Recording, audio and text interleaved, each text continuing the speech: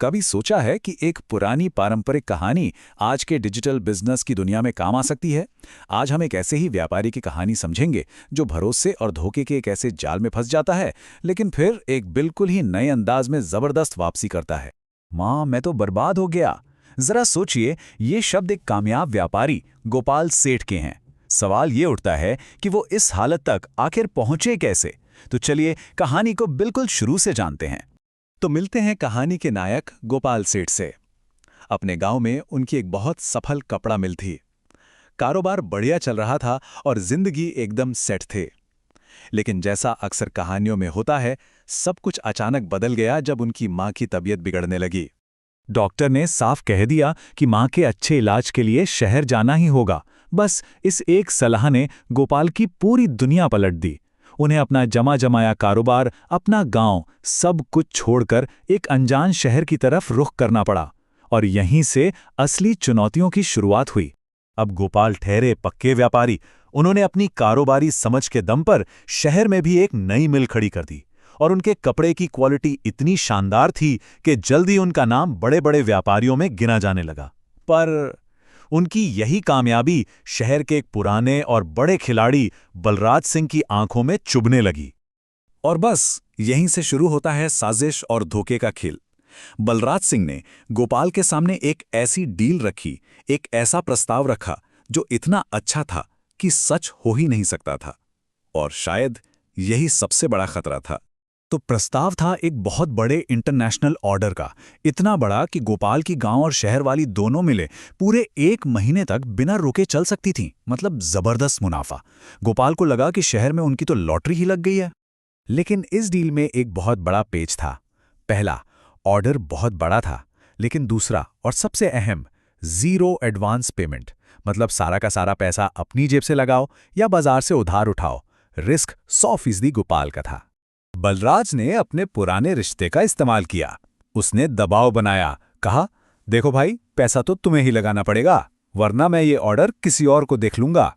और बस सालों के भरोसे के आगे गोपाल इतने बड़े खतरे के निशान को पहचान ही नहीं पाए। तो अब देखते हैं कि कैसे गोपाल की सारी मेहनत और सारा निवेश मुनाफे की जगह उन्हें बर्बादी की कगार पर ले आया। देखिए, सब कुछ कितनी तेजी से हुआ। डील फाइनल हुई और लोग काम पर रखे गए। दिन रात मेहनत करके महीने भर में सारा माल तैयार हो गया।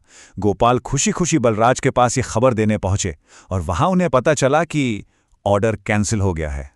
और गोपाल की इस बर्बादी पर बलराज का रिएक्शन एकदम ठंडा।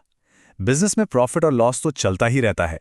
बस इन चंद शब्दों ने साफ कर दिया कि यह कितना बड़ा और सोचा समझा धोखा था। और धोखा यहीं खत्म नहीं हुआ। बलराज ने एक और मदद का ऑफर दिया। कहा, चिंता मत करो, मैं तुम्हारा सारा स्टॉक आधी कीमत पर खरीद लेता हूं। मतलब जिस मुसीबत में खुद डाला, उसी से फायदा उठाने की पूरी तैयारी। यही वो पल था जब गोपाल पूरी तरह से टूट गए। लेकिन कहते हैं ना, हर अंधेरी रात के बाद सुबह जरूर होती है। तो अब कहानी में एक ऐसा मोड़ आता है जहां इस गहरी निराशा से एक नई उम्मीद पैदा होती है। सोचिए, घर में इतना तनाव का माहौल है और गोपाल की बेटी शगुन, उसने बस यूं ही घर में पड़े कपड़ों के उस ढेर की एक रील बनाकर अपने सोशल मीडिया पर डाल दी। एक छोटा सा, बिल्कुल मामूली सा काम, जिसने आगे जाकर सब कुछ बदल दिया। अब शगुन ने एक बड़ी सिंपल सी बात कही, पापा, आजकल तो लोग अपना ऑनलाइन बिजनेस कर रहे हैं। ये एक लाइन गोपाल के लिए एक ऐसी नई सोच थी, एक ऐसा नया रास्ता जिसके बारे में उन्होंने कभी सोचा तक नहीं था। यहां पर है कहानी का सबसे बड़ा सबक।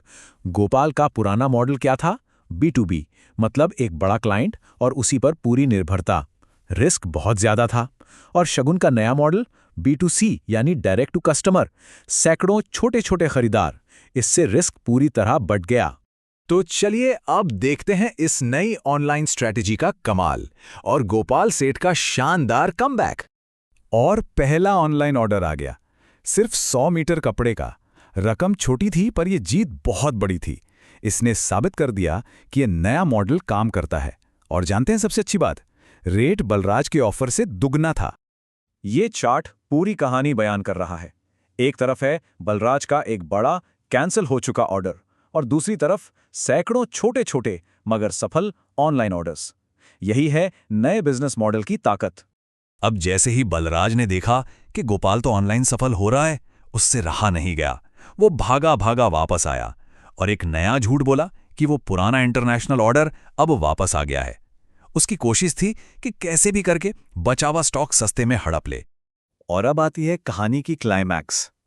इस बार गोपाल ने बलराज को सिर्फ ना नहीं कहा, बल्कि उसी टेक्नोलॉजी का इस्तेमाल किया जिसने उन्हें बचाया था, बलराज को सबके सामने एक्सपोज करने के लिए।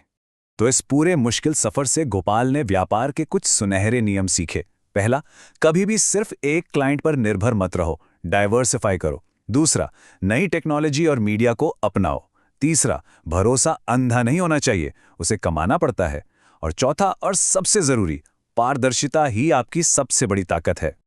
और फिर गोपाल ने चली अपनी मास्टर स्ट्रोक। जब बलराज के लोग माल उठाने आए तो उनकी बेटी ने सब कुछ रिकॉर्ड कर लिया और मैनेजर से सीधे सीधे उस विदेशी कंपनी के बारे में सवाल पूछे जो असल में कभी थी ही नहीं। जिस सोशल मीडिया ने उनका बिजनेस बचाया था, उसी सोशल मीडिया से बलराज की पूरी साजिश ऑनलाइन एक्सपोज कर दी। एकदम परफेक्ट चेकमेट। तो ये कहानी हम सब के लिए एक बड़ा सवाल छोड़कर जाती है। आज के इस डिजिटल जमाने में एक बिजनेस के लिए ज्यादा ताकतवर क्या है? सालों की बनाई हुई प्रतिष्ठा या फिर एक सिंगल वायरल वीडियो? इस पर जरूर सोचिएगा।